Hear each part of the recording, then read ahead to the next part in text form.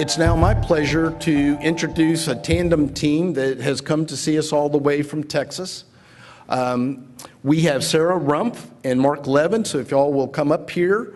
You have everyone's bios in the book, so we're not going to go through their bios. We're going to simply tell you just their titles. Sarah is an attorney, went to school here in Florida. She is the Strategic Communications Manager for the Texas Public Policy Foundation's Right on Crime initiative. And Mark Levin, who will make his entree in just a moment, is an attorney, and he is the director of the Center for Effective Justice at the Texas Public Policy Foundation and is the person that actually coined the term right on crime. So please give a warm welcome to Sarah Rumpf.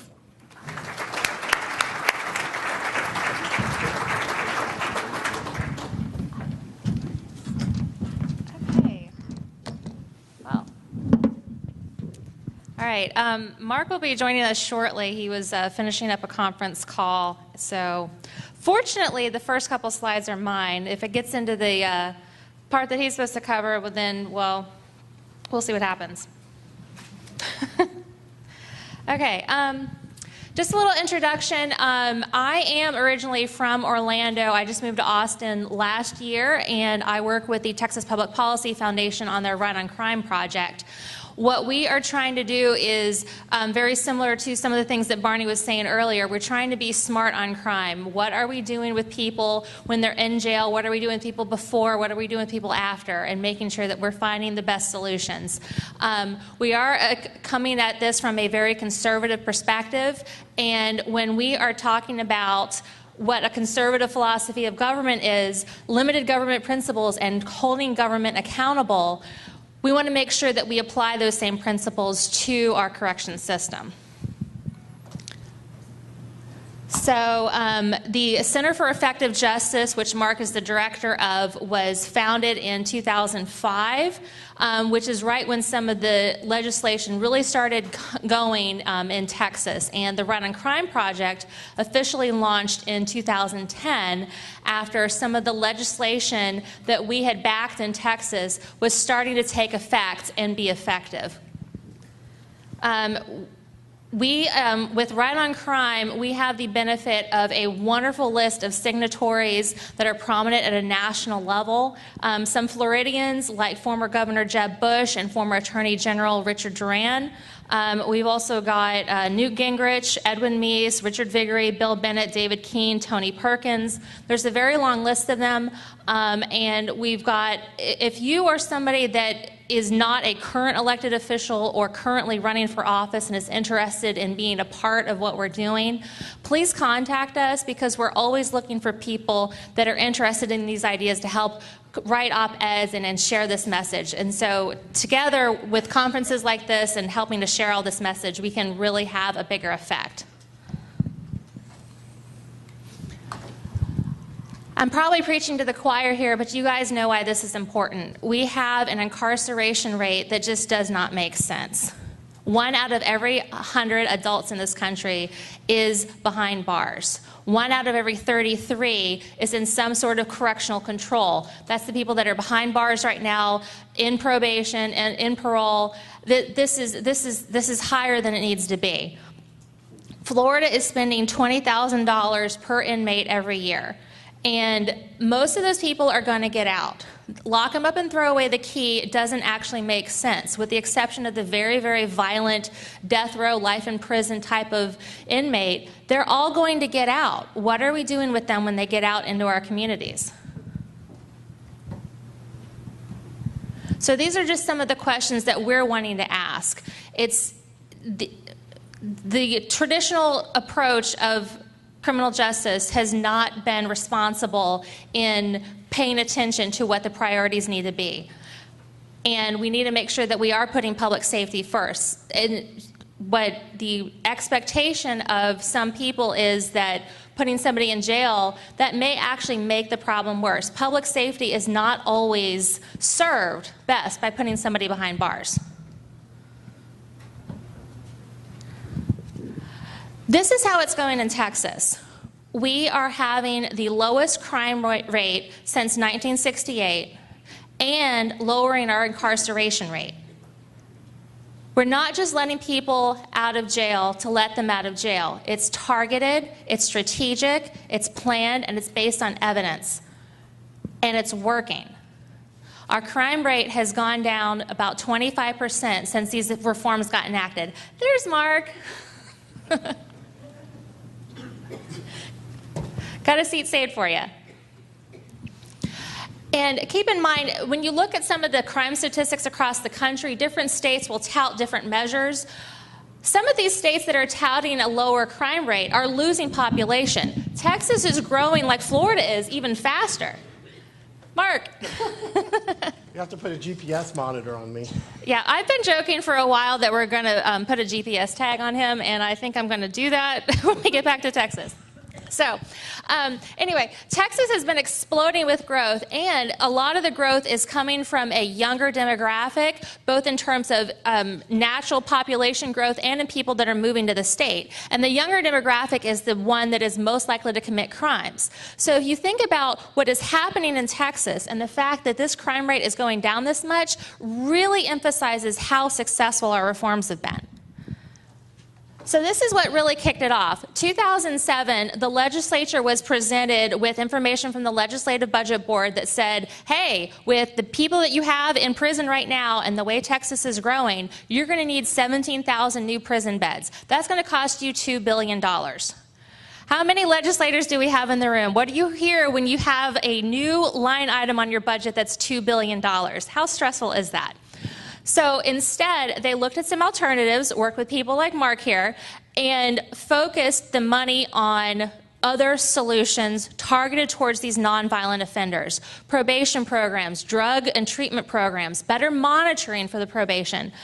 And so this was an upfront cost of about $241 million, but it had much better benefits down the road. So spending some money up front for these programs saved a lot of money and had some very good results. Not only did Texas not have to build the new prisons, we've been able to close 3. The crime rate, as I've mentioned before, is down about 25%. The overall savings just directly from the prison costs of operation and construction are a savings of about $3 billion. That's billion with a B. Can I say that again? $3 billion. That's a nice thing for your budget. We've also seen major benefits to public safety. The recidivism rates are much lower. The rates of probation revocation are much lower.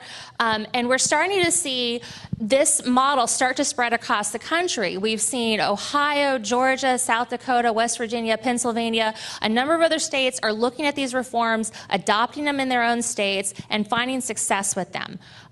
Mark will get into it later, but Florida started to do some of these things with the juvenile programs. There's a lot of good benefits to taking this approach to targeting good reforms for your nonviolent offenders. They're the ones that are most likely to be able to benefit from it and most likely to end up harmed if we take the wrong path with them. And this is to put the money in perspective. The blue line there is what it costs in Texas to have somebody in jail for a day. And the Florida cost is about the same. I think it might be a couple dollars more or less. But it's about $50 a day to have somebody in jail.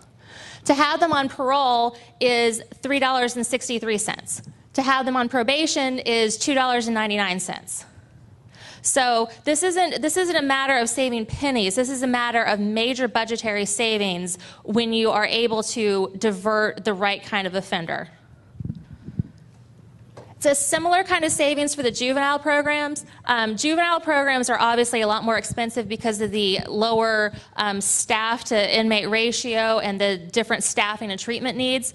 But the blue one there is the orientation and assessment programs that Texas juveniles go through before they're before they're incarcerated, and then the red figure, $366 a day for inmates in a juvenile facility, whereas the juveniles that are on probation are just about $23 a day.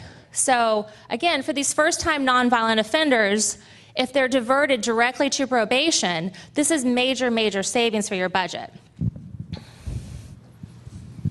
And again, this is still tough on crime Texas. There were no sentences that were reduced. The parole rules weren't changed. In fact, they were made stricter for serious violent offenders. There were some sentences that were strengthened for sex offenses against children, repeat auto burglaries. The tough on crime Texas model still stands, and we've actually got polls showing that some of the offenders prefer being locked up rather than go through the extra monitoring and reporting requirements of the new probation programs. It's easier to just wake up in jail and not have to think. So this is actually, it's actually tougher to follow the rules outside, but you know, again, that actually works because again, we're targeting the program to the offender most likely to benefit from it and most wanting to participate from it. It's a self-selecting process. Okay, so I'm going to turn it over to Mark now, and he is going to talk a bit more about the Texas programs. Well, thank you, Sarah. Yeah, I guess I'll go ahead and take the slide. Thanks so much. I'm sorry about the delay. I had a call from our vice president, actually. But it's great to be here. And let me just say we're really excited that there's a lot of legislative initiatives and budgetary initiatives going forward here that I think are going to make a very positive difference. And I will say, you know, Sarah was talking at the end there about the fact that we didn't really change any penalties in Texas. We did change the maximum probation term from 10 to 5 years for most nonviolent offenses, and I think that's helped us focus supervision resources on the right people. Because when somebody's been exemplary on probation for 7 or 8 years, they probably don't need to be on anymore. And so we know front-loading that supervision really helps. But I did want to make a point that Texas really didn't have some of the things that Florida did. In other words, we didn't have mandatory minimums, for example. We still don't. We didn't have, obviously, the 85% rule. We do have in Texas parole, and most inmates are eligible for parole in Texas. So when you have a system that's very discretionary like Texas, you can get a lot of mileage just out of strengthening the alternatives to incarceration, because for most offenders, they can get probation for virtually any offense, and the parole board has a great deal of discretion about when to release someone. And certainly if you can make the alternatives more attractive and you can have more of those offenders in prison getting rehabilitation programs, the parole board is going to feel better about releasing them. And when you have more drug courts and other alternatives judges and prosecutors have confidence in, they'll feel more comfortable about using those, and they have the discretion to do so. Obviously, in Florida, there's a lot less discretion in the system, and so it does, some of what needs to be done here does involve looking at your sentencing laws, for example. So there are differences because you're talking about an existing system, a baseline that varies in each state, but there's a lot of similarities. Now, what this slide deals with is our performance-based probation funding that began in 2005. And what I'll tell you is in Texas, of course, we have 121 probation departments, whereas in Florida, it's a state system with local probation offices. So there is a difference in how this would be constructed here, which I'll talk about. But what we did in Texas in 2005 is legislature said, we'll provide $55 million to those probation departments that agree to do graduated sanctions and set a goal of 10% fewer technical revocations to prison, those being not for new crimes but missing appointments and such. And most of those funds went to reduce probation caseloads. We had big cities where you'd have nearly 150 probationers for every officer, and that makes it very, very difficult to do those evidence-based practices like swift and certain sanctions and positive incentives and such. If you just have time to ask a probationer whether he's still at the same address, you're not going to be able to have time to do motivational interviewing. So that helped us a lot. And what we found is those probation departments that participated, which is most of them, reduced their technical revocations by 16%, while they continued to increase in the other departments. So this actually saved us, just from the fewer technical revocations, $119 million. And remember, I said we put $55 million in. So that was certainly a success. As you can see, our probation revocation rate has declined from 16.4% in 2005 to 14.5% in 2012. Parole revocations have fallen off a cliff from 11,311 to 6,169. New crimes committed by parolees down over 8%. So juvenile justice has been a similar model where we said in 2007, we said we're not going to take misdemeanors anymore into our state youth lockups. But we didn't do an unfunded mandate to the counties. Instead, we gave them $57.8 million, which was less than half of what we were spending at the state level. And most of that went to non-residential programs. And then in 2009, we did what's called the Commitment Reduction Program through the budget. And that's where we said those counties that voluntarily through their juvenile boards want to send fewer youths to the state, and it didn't include, you know, homicide and some of the most serious offenses, but those that voluntarily want to send fewer low-level youths to the state receive a share of the savings. It's about $50 million total from fewer commitments to use for, and they have to submit to the state performance measures and materials showing that the programs are using these funds for work. And so this has been very successful as well. Now, in Florida, as I said, since you don't have local probation departments, one way you could construct this, and we also have model legislation on this that's been adopted by the American Legislative Exchange Council, is to say that have a committee assembled that includes your district attorney, your sheriff, judges and such in that county, and have them be able to receive the funds and then just figure out how to spend those. And again, because the DA would be involved, you would be able to set a target as far as reducing low-level adult or juvenile commitments to the state. And obviously in the juvenile side, you did something similar to that with redirection, but it would certainly be a big step forward on the adult side. Now, in terms of the youth's juvenile justice in Texas, we have about 1,300 youths in secure state facilities now versus 5,000 in 2006, and juvenile crime has continued to decline, falling more than 10%.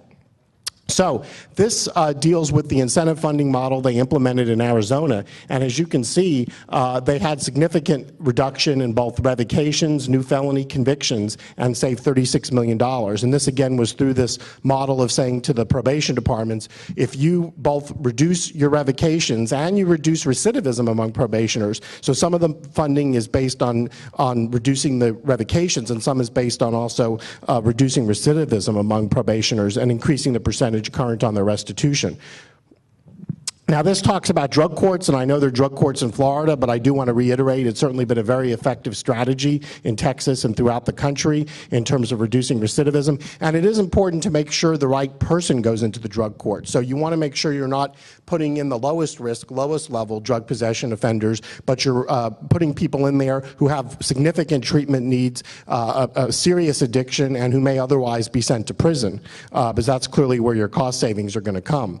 Now, for some of the more casual drug users, so to speak, who don't have what would be termed a serious chemical dependency, the Hawaii Hope Court has proven to be a very effective strategy, and those that actually fail are triaged into a drug court, because most of the Hope Court participants aren't actually in a significant treatment program. However, what they simply need is accountability to get off drugs, and specifically what that involves, as many of you know, is when they come into the program, they're told by Judge Auld, who's a former federal judge, that if you test positive for drugs, you're going to jail for the weekend. Now, they each receive a color at the beginning of the program. They're assigned red, blue, green, or whatever, and they have to call in a number and find out if that color is going to be tested today and come down to the court and take the drug test. So it's reduced reoffending and substance abuse by about 2/3. And again, it's the swift and certain and commensurate sanctions that are very effective. So I'm going to turn it back to Sarah for a moment to talk about where the public stands on some of these matters. Okay, we are very cognizant of the fact that we can write papers and we can give speeches, but we need elected officials and policymakers to make these things reality. So we wanted to make sure that the way that we're messaging about criminal justice reform reflects what voters are actually interested in and what they want. And we commissioned a poll by Wilson Perkin Allen, and they're very well, I don't know if you guys are familiar with them, they're very well regarded in Texas. If you want to figure out how Ted Cruz went from nobody to a senator, he was getting good numbers and good advice from Wilson Perkins. So we had 1,000 voters, likely voters across Texas, and very, very positive results. We've got the full poll and all the crosstabs and some commentary from the pollster and some op-eds on our website. There's almost 300 pages of crosstabs for those of you that love data. It's there. We've also got some op-eds talking about the poll and making some policy recommendations, one that I wrote and one that our senior policy analyst, Vikrant Reddy, wrote for the Houston Chronicle. So one of the first questions we asked the respondents, what is the most important factor for the criminal justice system? What do we need to focus on for the nonviolent offenders? And we asked them first, and then we asked them again, okay, eliminating your first choice, what's your second choice? We wanted to make sure we really got a good view of what the priorities were. And if you see, the blue on here is rehabilitation for the offender. The yellow is restitution for victims. And if you see what a big percentage of both of those graphs, those two factors make up, this is what the priority in the voter's mind is for the nonviolent offenders, what our system needs to be doing. Very, very few, overall, people do want a criminal to be punished, but that is not the overwhelming motivation for what they're looking for. One of the other takeaways that we had is that support for this kind of criminal justice reform goes across every type of category. Every area of Texas, every age group, every demographic category, every political category. We got answers that were supporting our reform 70%, 80%, nearly 90%. And just as an example, this is one question we asked: should nonviolent drug offenders be sent to treatment and probation instead of prison? The overall response was 79% said they were in favor of it. But even when you look, independents, Democrats, Republicans, everybody's supporting this in the 80s and 90%. These are the kind of reforms that politicians can go forward knowing that no matter what your district looks like, no matter what party you're in, no matter what your platform is, your voters like these ideas, they support them. They like the idea of somebody being given a second chance to get back on the right path. They like the idea of families being able to stay together. They love the idea of saving taxpayer money. Voters like these reforms. We asked, what's more effective for first-time nonviolent offenders? That blue area, 77%, is probation and treatment programs. Only 17% said incarceration.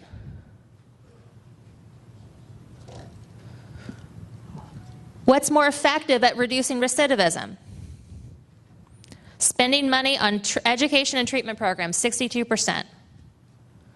Only 27% said build more prisons. This is what the people want. This is what they support. They know it works.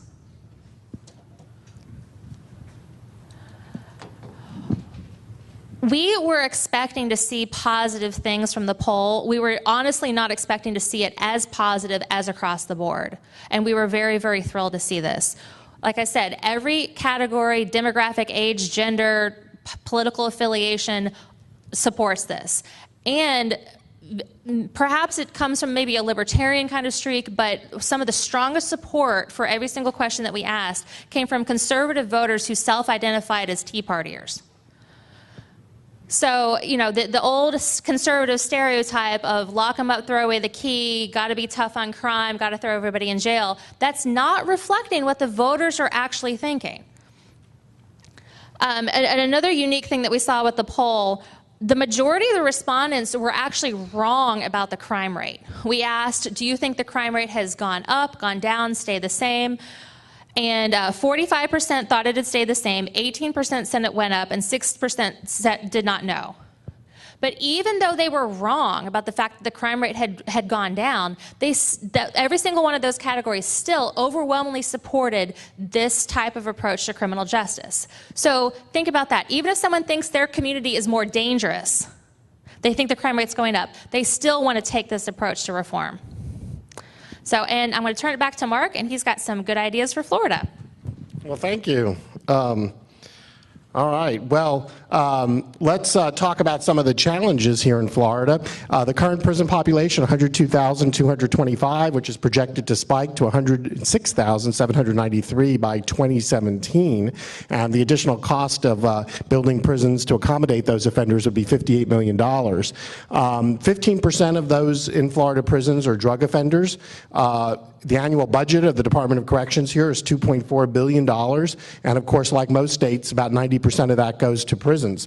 The average time served in Florida, this went up more than any other state from 1990 to 2009 and grew 166%. And for drug offenders, it went up even more, 193%. Average increase in time served from 1990 to 2009. And of course, all this extra time served added $1.4 billion in annual costs. Now, what we've seen is some of the sharp increase in time served has been unnecessary. We do think if you go back to 20, 30 years ago, there were states, and Texas was among them as well, where some murderers and rapists, people like that, weren't serving a large enough portion of their sentence, and that led to truth in sentencing, 85% rule, and things like that. And in some sense, our argument is the pendulum needed to swing for those types of offenders, but it kind of swept a whole bunch of other people in, and it swept a bit too far. And so the Pew Center on the States actually did a dynamic risk analysis of Florida nonviolent offenders released in 2004. And what they found is 14% could have served between 3 and 24 months less with no detriment to public safety. And if that had occurred, it would have reduced the prison population by 2,640. I mean, one of the things, many of you in this room are treatment providers. You often need at least 6 or 9 months to do a treatment program. And of course, when someone's sent to prison, there's often a month or two of just classifying people and figuring out what program they need. So, but once you get past a certain point, the main benefit of prison is incapacitation. And of course, that's primarily realized with regard to violent and dangerous offenders. So it certainly does make sense to say that continuing to keep a low-level drug offender in prison year after year, you reach a point of diminishing or even negative returns. Now, turning to juvenile justice, I think the story's been much more positive in Florida. As Governor Scott noted, the state has its lowest youth arrest rate in 30 years. The redirection has been a national model in many ways, achieving a recidivism rate of 46% less than commitment to a state secure facility. And a 2009 review found the state avoided $41 million in costs through redirection. The community-based intervention services model for reentry has achieved a rate of 76 to 92% of success rate, meaning desistance, no new offenses by those youths a year after their release. And I'd be remiss not to mention Florida is really a national pioneer when it comes to civil citation juveniles, and it's now being expanded to adults in Tallahassee with great success. So we are actually promoting that throughout the country and look forward to hoping other states follow suit. Now, that said, there are some challenges when it comes to juvenile justice in Florida. 47% of the secure beds are filled with low and moderate risk kids, such as misdemeanors and probation violators. There are about 300 unused beds, although that number's come down. The residential recidivism rate is 41% after 1 year, which is, still fairly high. And although this number's gone down, there's still a fair number of youths sent into the adult system. 1,535 last year youths committed to the adult system. And the national research on this shows about a 33% higher recidivism rate for youths sentenced through the adult system. Now, we believe that it sometimes is appropriate for youths who commit homicide, serious sexual offenses, and so forth to be certified as adults, but the law that makes it so broad where any prosecutor can have virtually any youth sent into the adult system, I think needs to be re-examined. Now, let's look at some policy options for Florida, and starting with strengthening alternatives to incarceration.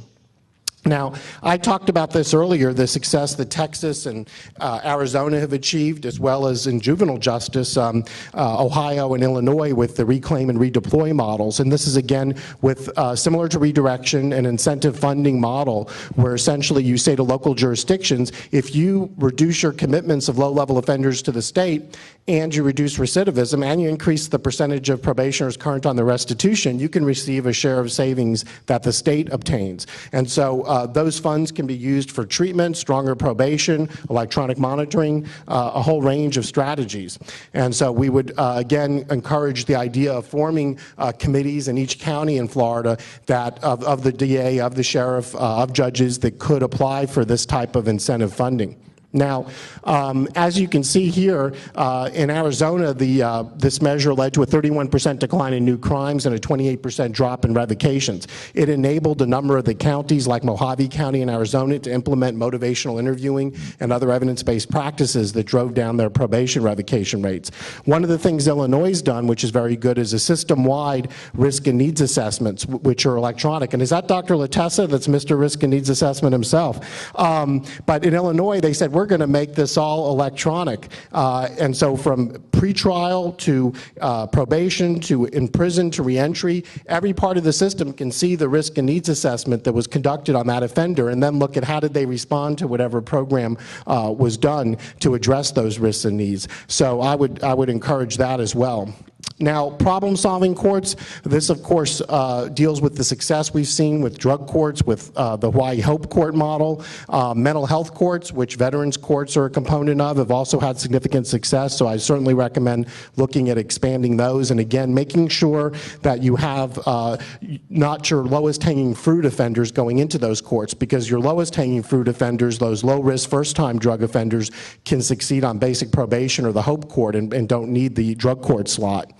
Now, in terms of strengthening supervision, as all of you know, the graduated sanctions are very successful, as well as positive incentives. In Houston, they're giving bus tokens to probationers who are exemplary. Some restaurants have even donated gift cards. But more fundamentally, as I'll talk about later, enabling people to earn their way off of probation.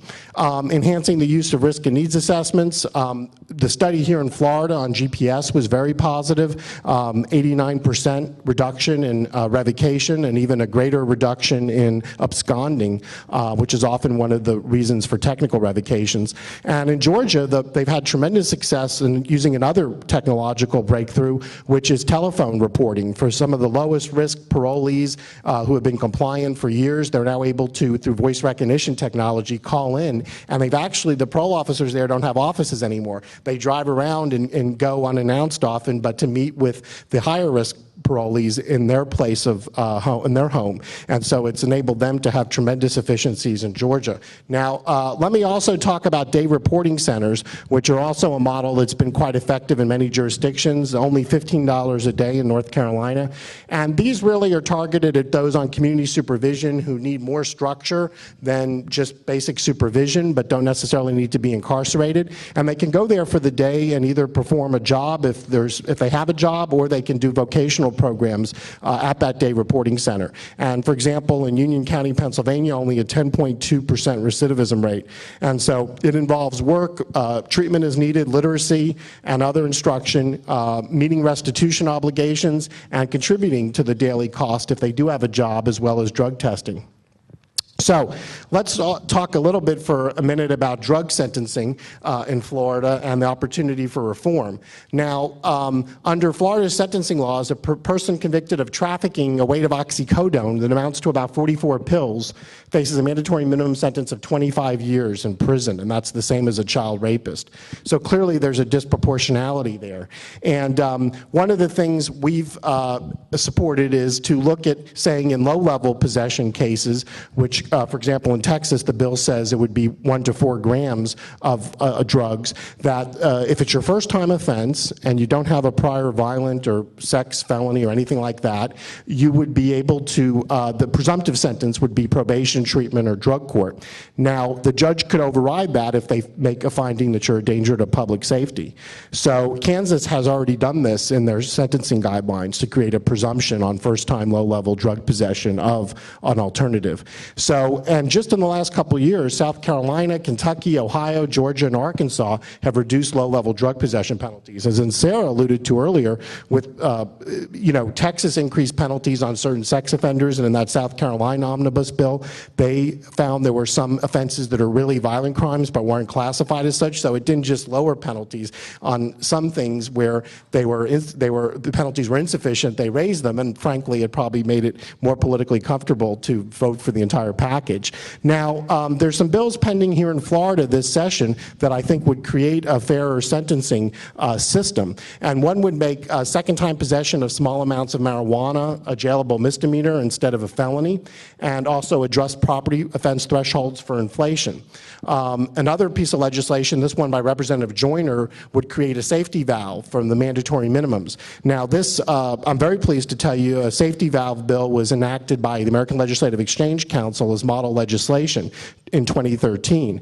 And so people, you know, I think that certainly there's debate about mandatory minimums to begin with, but the idea that judges should have discretion, particularly when it comes to nonviolent and low-level drug offenses, to depart downwards based on the specific facts of that case, that's just a very common sense idea. And this particular bill would create a safety valve allowing judges to waive the mandatory 3-year prison term for first-time drug offenses. And then there's also a bill by Representative Bradley to increase from 4 to 14 grams the minimum weight threshold for trafficking in oxycodone and hydrocodone. So again, these bills they're not soft on crime, but they do make the sentence fit the crime, I think, and give appropriate discretion to judges. Now, another issue in Florida is the need to expand post-release supervision. And only 20% of the 35,000 inmates released every year in Florida are actually put on parole supervision. Most of them are released, quote, off paper without any supervision. And that creates a number of issues. Of course, they're not accountable to anybody. We don't know where they are, what they're doing. And particularly for those with mental illness who are on a number of medications while they're in prison, there's no one there to make sure they continue their treatment. There's no leverage to accomplish that. And in fact, in Texas, we have the same issue with our state jail inmates because they're released without supervision. And originally, our Agency for Mental Health and Corrections would schedule appointments for them to go meet with a therapist and to get medication, all that. And they found only 18% were showing up. So they stopped even arranging the appointments, and now they just work with parolees. So there was a study that Pew just did in 2013, and what they did is do an apples-apples comparison of, in New Jersey, of those inmates of the same risk characteristics and needs levels and all that placed on parole and those who were released without supervision. And what they found was 36% fewer new offenses for the parolees than the, quote, max outs, those who served every day of their sentence in prison. And again, what we would recommend is you obviously would get some savings from moving in this direction, and you could use those to fund those things that do work in post-release supervision. Now, reentry is certainly a priority. The Florida Department of Corrections data shows 72% of returning inmates need substance abuse treatment within 3 years. 22% of them actually receive it, and those that do receive it have a 7% drop in recidivism. So one of the things we support and looks like could be part of the upcoming budget would be to transition more inmates to reentry settings that are closer to home. Obviously, they need to be assessed to figure out who still needs a residential setting. Some may have a valid home plan, but you know, other states have certainly found success, whether it's halfway houses or other reentry settings. In Ohio, for example, they found that those that went to halfway houses had lower recidivism. They also earned money from doing jobs, $6.7 million, to contribute to the cost of their housing. Now, in terms of stopping the revolving door, there's a number of things that we can do, and I think employment is central to that, because we know that those ex-offenders that are employed are half as likely to reoffend. We also know in-prison vocational training is incredibly effective, 9% reduction in recidivism. So one of the things we've did in Texas, and we've also gotten approved as ALEC model legislation, is to allow for ex-offenders to obtain provisional occupational licenses. We had found in Texas we were paying taxpayer dollars to train inmates to be barbers, for example, and then they would get out and they would apply for a barber's license and would often be denied, and it could be because they had a drug conviction 15 or 20 years ago. So we basically have said after you've done your time, you should be able to punch the clock, and what this model bill will allow is, in most instances, ex-offenders to get a provisional license. It's valid for 6 months. They can start working in the field, and if they obey all the rules of the occupation and their supervision, no new offenses, it becomes a permanent license. In terms of removing barriers to reentry, Florida has a challenge that we've also continued to have in Texas, which is inmates being released without a photo identification card.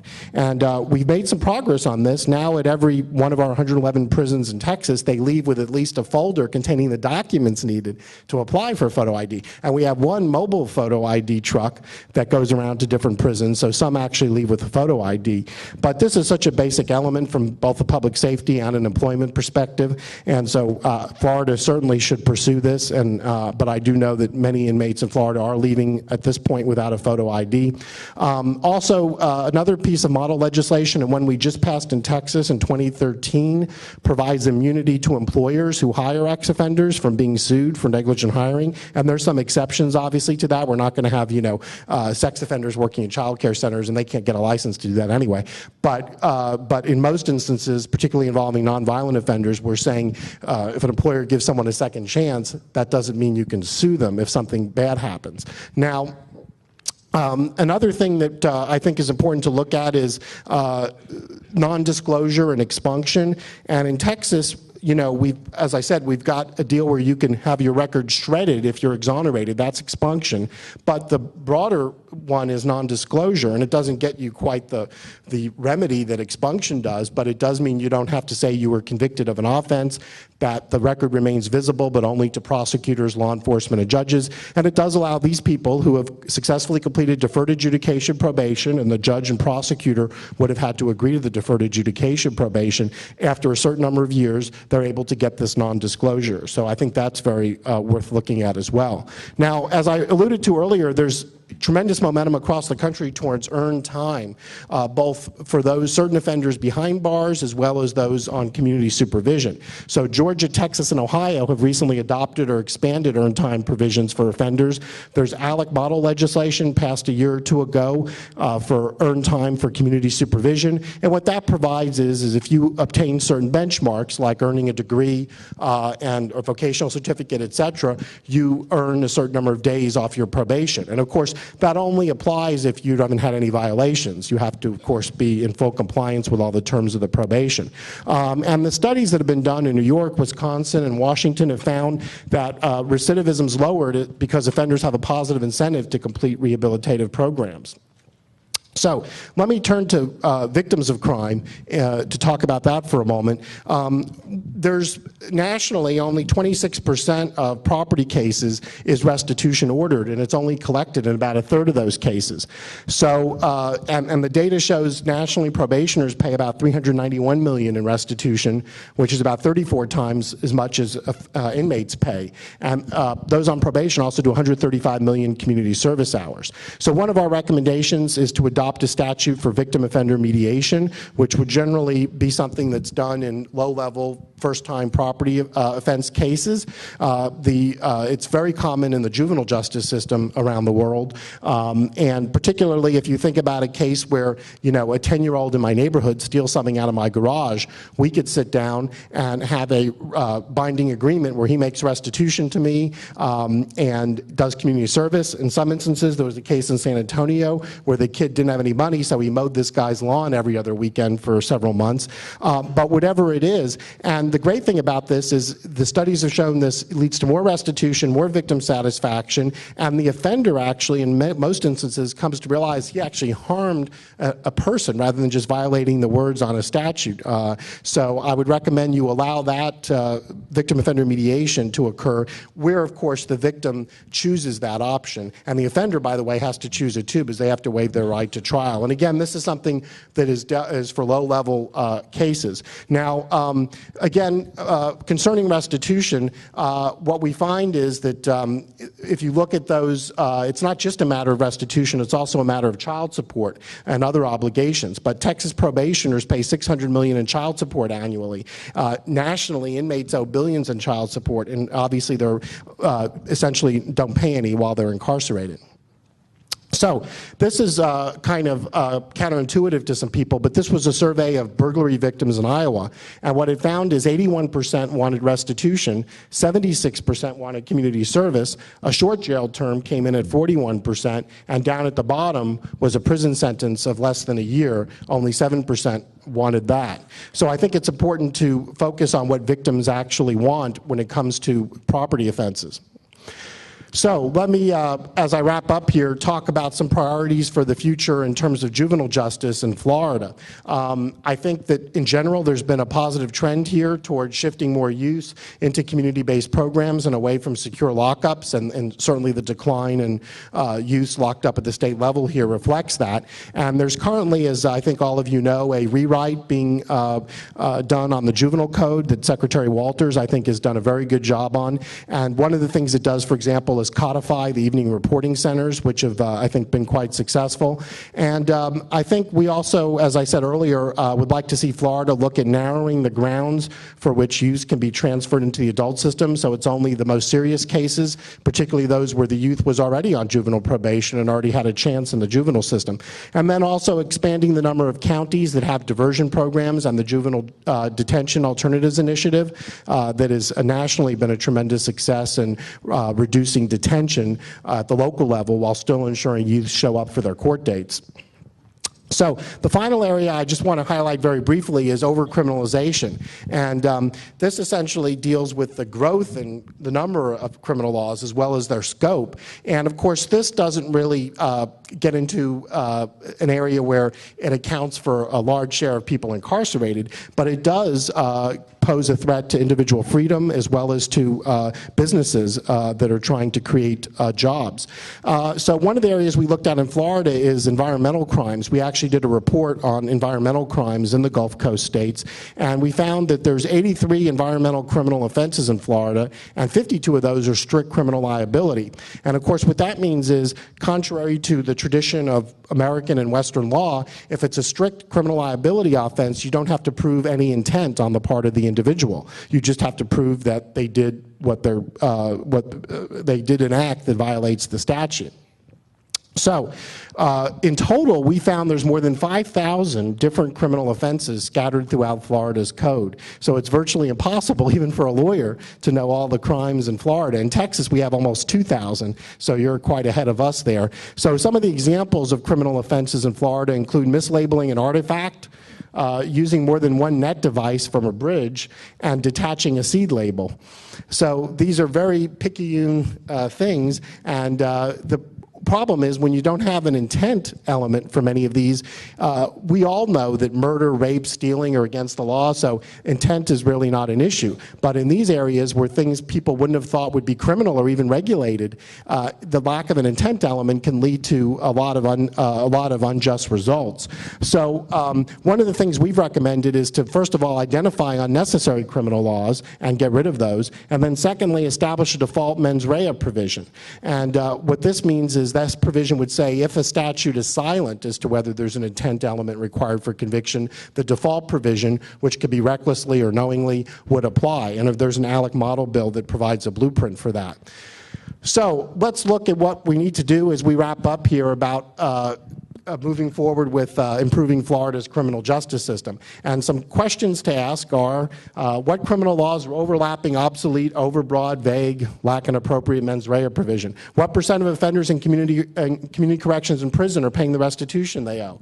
What treatment, education, and work programs most reduce reoffending, and for which type of offenders, so we can match the right program with the right offender? How many low-risk and nonviolent offenders are going to prison?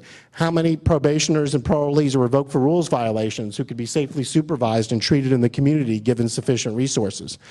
So I think as you answer these questions, the path forward will become more and more clear. And thankfully, there's a number of organizations, including ourselves, that are here to help as Florida addresses these issues. And we're really pleased that from the beginning, one of our partners in Right on Crime, or actually our only formal partner, has been Prison Fellowship and Justice Fellowship. And I think, as all of you know, they do tremendous work around the country, mentoring inmates both inside and outside the walls, and we continue to consult with them on a weekly basis in developing Right on Crime's plans for the future. Additionally, the Pew Center on the States, the Council of State Governments Justice Center, the Heritage Foundation, which really began to focus on overcriminalization but is now broadening their work to include corrections as well, which is very exciting given their prominence in Washington. And so, as many of you know, there's a lot of efforts now at the federal level going on with regard to reforming the federal prison system that Heritage and others are working with us on. So again, I'm very pleased that that there's such outstanding work going on in Florida in terms of rehabilitation programs, and I think many of you in this room, probably all of you, have played a role in that, so I want to thank you, and I know Sarah and I will be delighted to answer any questions you might have. Yeah, we have time for questions, so fire away. Will your materials be published on the website? Yes, they should be up later today. Our website's rightoncrime.com, and so this will be at least up under the blog. Rightoncrime.com, and this will also be on justicesummit.org in just a little bit too. right, and the poll that we mentioned earlier is up there from late last year.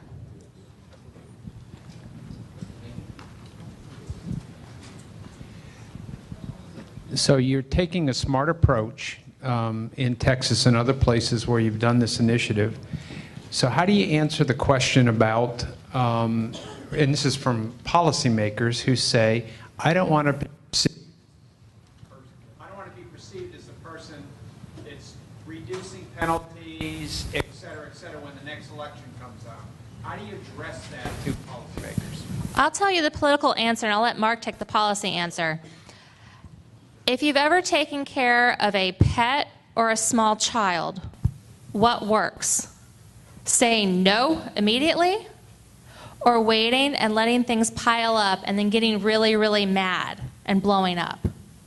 The old way of dealing with probation violations, a violation, a second violation, a third violation, a fifth violation, and then somebody's in front of a judge who looks at their folder and it says that they violated the probation 6 times, throws them back in jail for the remainder of their sentence. Instead, when you're looking at these programs like the HOPE program, where a minor violation gets you back in jail for the weekend, you look at how all the research on how the juvenile brain works, where immediate consequences have a very different effect in how they weigh risk and make decisions. You throw somebody in jail for the weekend, you sentence them to probation immediately versus having them go through a trial 6 months, a year down the road. It's a completely different thought process. These programs and this monitoring is so strict and it's tough to comply with and it's not easy that that's where I think a lot of the strength is, and you do have to explain this stuff. And as I've been, this is a new role for me. Some of you may know me from my legal work I did in Florida and some of the political stuff. I've only been with this for a year, but when I've been talking with people and I start talking about how this all works, that takes about 10 seconds, and about 30 seconds in, I get the nodding, oh, that makes sense. You do have to get through the 30 seconds of conversation. But people are smart enough to last with you through that 30 seconds of conversation where these programs make sense and they are the right thing to do. But you have to make that sale. Yeah, I agree with that, and I also say, you know, I think one thing people can certainly understand is there's this big gap between, okay, we know how well the weekend jail works in the Hope Court, that Swift and Certain model, and then of course we know it works very well to keep murderers and rapists in prison for decades as an incapacitation technique. But we also know that there's a lot of people going in and out of prison for sometimes 6 months or a year. And what you have to ask yourself is, okay, if this person was low risk, which often means they had a job, they had a stable family situation, those are the things that would often make them low risk, whatever benefit you're going to accomplish with them hundreds of miles away from their home may well be, according to the research, offset or more than offset by the fact their ties are severed with their family, their church, positive supports for them in the community. And so that's why I know a number of y'all here are involved in these, whether it's non-residential treatment program or even some of those residential, but that are in that community where that person, whether it's a work release program where they can stay on a job or get into a job, that in that 6 months or that year, it's actually going to be structured so that person can leave better than when they came in instead of worse. And I think that's where taxpayers come at this, is how could we be funding something to actually make people worse than when they came in? And so I think we've seen that there's a lot of solutions to that. Looks like Chris back there. Thank you. Florida has a surprisingly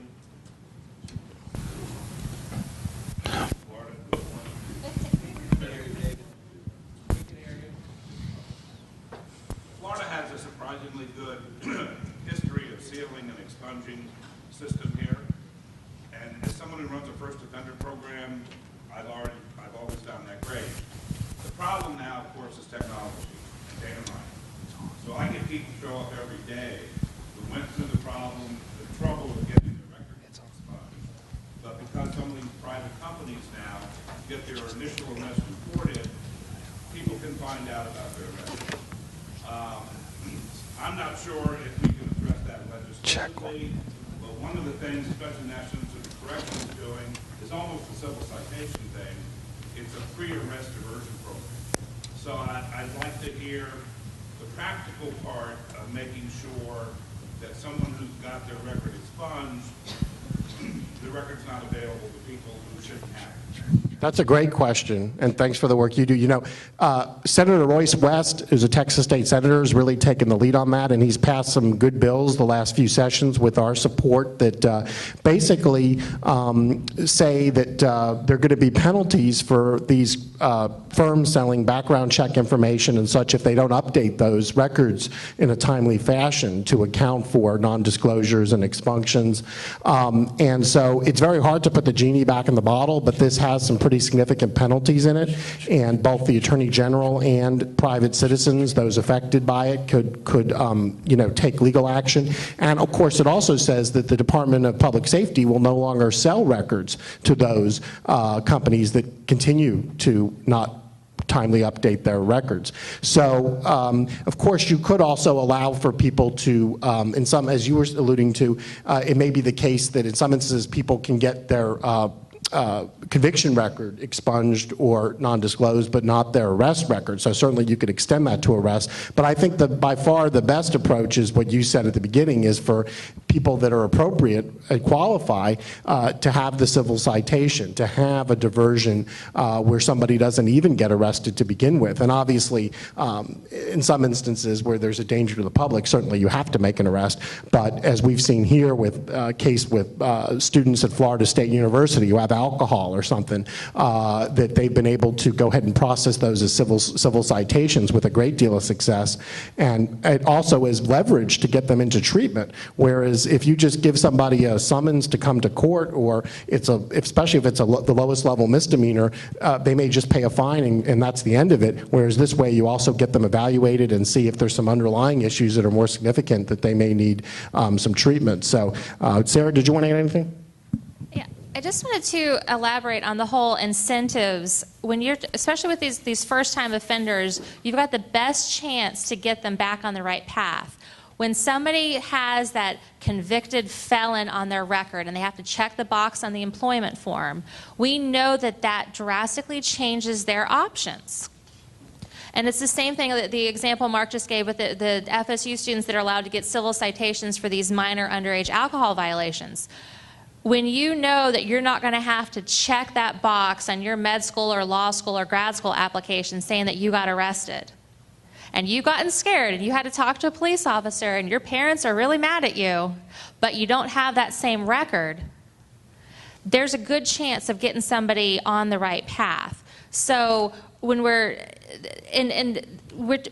everything that we look at for what is a risk factor for somebody continuing to repeat crimes, not being able to find a job, being away from their family, being away from their community, and then the next generation, when the children are in a broken home and they don't have there isn't somebody there who has a job that's in the home, if we're able to keep families together and we have somebody who's a low-level first-time offender and they have a job, if we have a way to keep them keeping that job, staying at home, keeping the family together, we're now helping benefit generations and generations and generations. So you take that $3 billion that Texas saved in not building new prisons, how do you add up some guy not committing crimes for the next 50 years and his kids growing up with dad at home and happy? I mean, I don't know how you put a price tag on that. That's touchy-feely, you know, political speech kind of stuff, but that's the reality of what these programs, how they benefit people.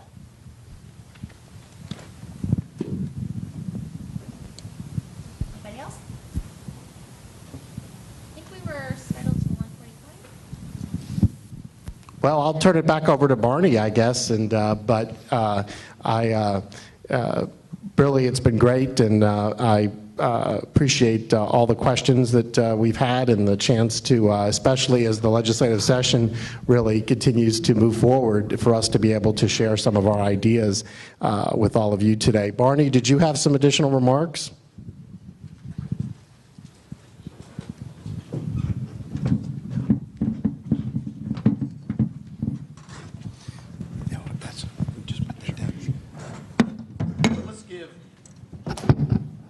Okay, let's give Mark and Sarah a round of applause for being here.